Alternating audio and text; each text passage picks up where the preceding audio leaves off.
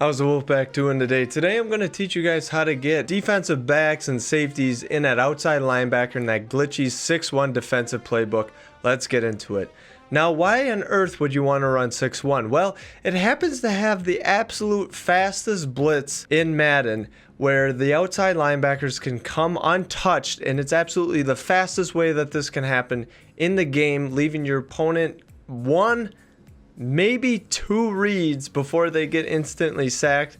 It's an incredibly heavy pressure style defense that is a great way to weed out the haves and the have-nots in your games. Get them in, get them out quick, and it's absolutely fun to use. And if the blitz wasn't a good enough reason for you to want to use this defense, with these CBs in a linebacker, you can actually play max coverage very effectively in this defense. And in fact, even our defensive ends will be a middle linebacker and an outside linebacker that have either free lurker or pick artists, meaning that they can even catch those nice throw out a sack picks.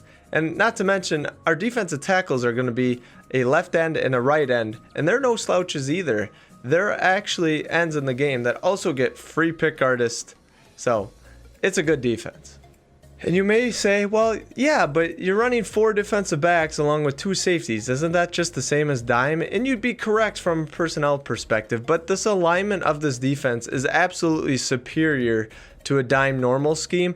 In addition, since the game thinks it's a 4-3 defensive alignment, it sheds really quickly, and you can do a lot of different things to stop the run in it. That being said, there are a couple drawbacks to running this formation, and it'll be up to you to decide whether they are deal breakers. The first one is there are 8 roster spots that you will no longer be able to use for your theme team. There will be 3 middle linebacker spots, 2 outside linebacker spots, and 2 defensive end spots that cannot have a player in at that position.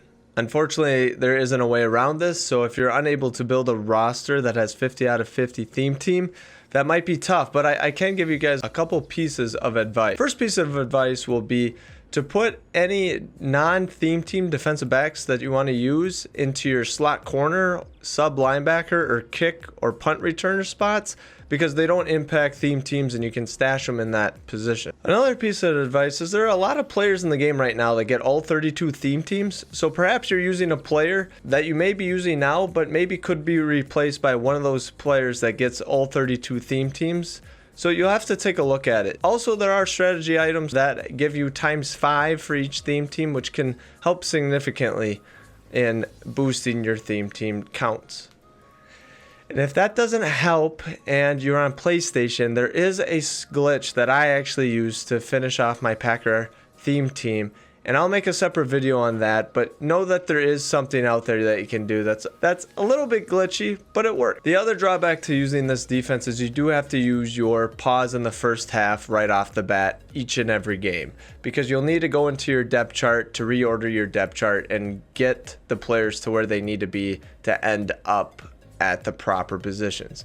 In other words, 4-3 isn't supposed to get DBs in at outside linebacker, and we do have to glitch the game in order to get them there. That being said, it is consistent, so once we have this set up, it will work every single time. It just requires a specific depth chart and a pause each game to reorder your depth chart. With that, let's get into the specifics of how to do your depth chart. So at middle linebacker, we're going to start 1 middle linebacker and 1 outside linebacker. Now this can be a left outside linebacker or a right outside linebacker. I personally prefer Micah Parsons because he has free pick artist. He's a right outside linebacker. I got him free from the Team of the Year solos, so I start him at middle linebacker too. At outside linebacker, we're going to start our left end and our right end. Now again, these ends are the only 2 ends that you're allowed in your entire lineup. Again, you're only allowed 2 linebackers, your middle linebacker and outside linebacker, your 2 ends, and that's it. So our outside linebackers will have our ends playing, and then at our defensive line positions, we're going to start all defensive tackles. Now you can put your defensive end at sub defensive end so they count towards your theme team count. And you can put your outside linebacker in at backup outside linebacker as well, so it also will count towards your team count. Now for the fun part. To get your CBs and safeties up as high as possible, I recommend using the man-to-man legend strategy item. This is going to help make sure that your highest overall players that aren't in your lineup are your CBs and safeties, because that's what the game is going to use to fill in those glitchy spots where it has no one to put in the game. It'll simply put in your highest overall.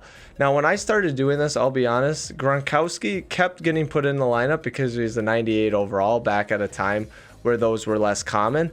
But the man-to-man strategy item helped me get my 97s to be high enough overall that they actually got put in before Gronkowski in at those spots. So just a tip there, but I would say that at this point in the game, you should be trying to get 97 plus players to fill these outside linebacker and middle linebacker roles, because it will be the highest overall players that end up in these spots. All right, now to try this out, we're going to go to practice mode, MUT practice mode, and we're going to go ahead and flip sides because we want to be on the defensive side of the ball. So once you flip sides, go ahead and sub in your defensive backs that you want to actually play your normal CB positions. Go ahead and sub them in and sub them out. That will lock them into place. So when we're messing around with the depth chart, that will not impact your actual defensive backs. Those are the two cornerback spots and the two safety spots that 6-1 already has. Get the players that you want there first. And then the last thing before you're going to pause the game is to get your outside linebacker in at the left of screened end position. So for me, I'm subbing in Micah Parsons here. Pause your game, go down to coaching, go down to depth chart, and then hit triangle or Y on Xbox and reorder your depth chart. Go ahead and flip through your offensive players, make sure that they're the appropriate ones that you want to actually be playing. And then you're going to go to right end, where you're going to sub in a defensive tackle into the starting position, switch over to your defensive tackle spot, and then sub in that right end that you just subbed out in the previous step. And then lastly, you're going to go over to your left outside linebacker. It's either going to have one player or no players.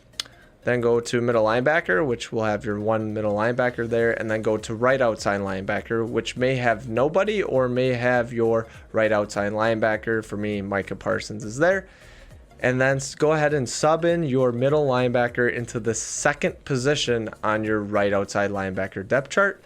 That will be key in getting them into the right spot. And go ahead back into the game, switch your package over to LB Rush package, and voila, you'll see that you'll have outside linebackers that are either the defensive back and safeties that you wanted, or you might see like a left tackle or a tight end there. And like I said, that it's based on overall. So you'll have to tweak with it, play with it, try different players. I find that guys like Jalen Petrie are good. Buda Baker is good. Any high overall cornerbacks that you have on your teams are good. For me, Jair and Casey Hayward are really good for this. And you'll just have to play with it in practice mode with a couple different players until you get it. But you should see right off the bat that your outside linebacker plays defensive end, your left and right end play defensive tackle, and that your middle linebacker plays your other defensive end. And that's pretty much all there is to it. I hope this helps you guys. And I'll be using this defense on stream, so keep an eye out for that for more like coverage adjustments. Otherwise, I may release a little bit of a mini scheme out of it, how I like to change my coverages. But this was mainly just to teach you guys how to get the right personnel on the field, because I know it's a pretty crazy defense, and I think it's going to catch the Madden world by storm.